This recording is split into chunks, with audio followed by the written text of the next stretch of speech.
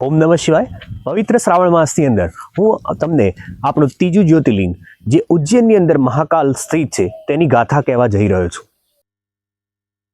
અવંતી નગરી જે ઉજ્જૈનિયા નગરી નામે ખૂબ જ પ્રસિદ્ધ છે અને શિવજીને બી અત્યંત પ્રિય છે।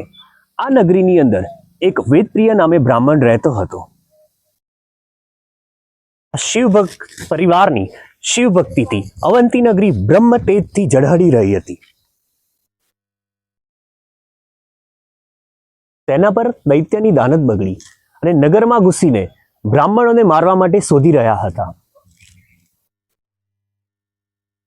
ત્યારે બધા બ્રાહ્મણો શિવલિંગનું પૂજન કરીને શિવજીના ધ્યાનમાં બેસી ગયા હતા।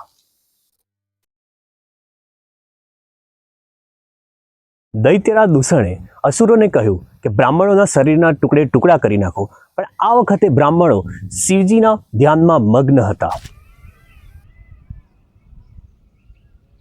આથી શિવજીને તેમની ચિંતા થઈ અને અચાનક એક મોટો ખાડો પડી ગયો।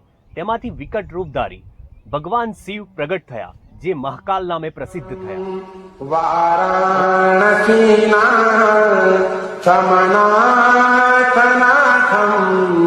શ્રી વિશ્વનાથમ શરણં પ્રપદ્યે।